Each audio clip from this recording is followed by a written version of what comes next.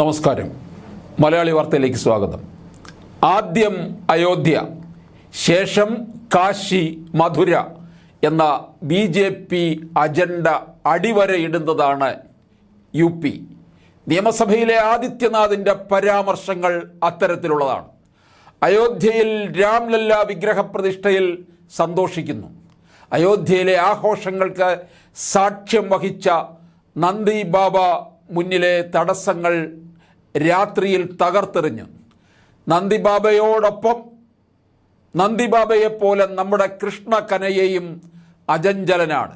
ആദിത്യനാഥ് നിയമസഭയിൽ പറഞ്ഞ കാര്യമാണ്. തർക്കപ്രദേശങ്ങളായ ഗ്യാൻവാപിയും മധുരയും വ്യംഗ്യമായി സൂചിപ്പിച്ചായിരുന്നു ആദിത്യനാഥിൻ്റെ പരാമർശങ്ങൾ. UP മുഖ്യമന്ത്രി ചൂണ്ടിക്കാട്ടിയ നന്ദിബാബ ശിവന്റെ വാഹനമായ ഋഷഭമാണ്. വാരാണസി ഗ്യാൻവാബി കേസിൽ ഹിന്ദു വിഭാഗത്തിന് മോസ്കിലെ നിലവറയ്ക്ക് മുന്നിൽ പൂജയ്ക്ക് കോടതി അനുമതി നൽകിയിരുന്നു. ഉത്തരവ് പുറത്തു വന്ന് മണിക്കൂറുകൾക്കുള്ളിൽ പുലർച്ചെ 3-ന് 30 വർഷത്തിന് ശേഷം ഹൈന്ദവ വിഭാഗം ആരാധന നടത്തി. മോസ്കിന് സമീപത്ത് തന്നെയുള്ള കാശി വിശ്വനാഥ ക്ഷേത്രത്തിലെ നന്ദി വിഗ്രഹത്തിന് അഭിമുഖമായിട്ടാണ് പ്രാർത്ഥന നടന്ന നിലവറ സ്ഥിതി ചെയ്യുന്നത്. ഇതാണ് അജഞ്ചലനായ നന്ദിബാബ രാത്രിയിൽ തടസ്സങ്ങൾ തകർത്തെറിഞ്ഞെന്ന യോഗിയുടെ പരാമർശത്തിന് ആധാരമായതെന്ന് ചൂണ്ടിക്കാണിക്കപ്പെടുന്നു. UP മുഖ്യമന്ത്രി തുടർന്ന് നടത്തിയ കൃഷ്ണ കനയ്യ പരാമർശവും വ്യക്തമായ ബോധ്യത്തോടെയുള്ളതാണെന്നാണ് വിലയിരുത്തപ്പെടുന്നത്.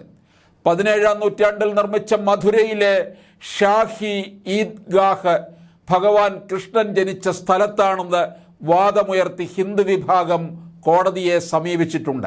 തർക്കഭൂമിയിൽ പരിശോധന നടത്താൻ ആർക്കിയോളജിക്കൽ സർവേ ഓഫ് ഇന്ത്യക്ക് അലഹബാദ് കോടതി അനുമതി നൽകിയത് അടുത്തിടെയാണ്.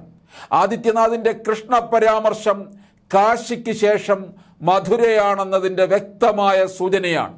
കാശി മധുര തർക്കപരിഹാരം സാധ്യമാകുന്ന പക്ഷം ക്ഷേത്രങ്ങളുമായി ബന്ധപ്പെട്ട പ്രശ്നങ്ങൾ ഹിന്ദുക്കൾ മറക്കുമെന്ന് അയോധ്യ ക്ഷേത്ര ട്രഷറർ തന്നെ കഴിഞ്ഞ ദിവസം വ്യക്തമാക്കിയതിന് പിന്നാലെയാണ് BJPയിലെ തീപ്പൊരി നേതാവായ യോഗിയുടെ ഈ പരാമർശവും.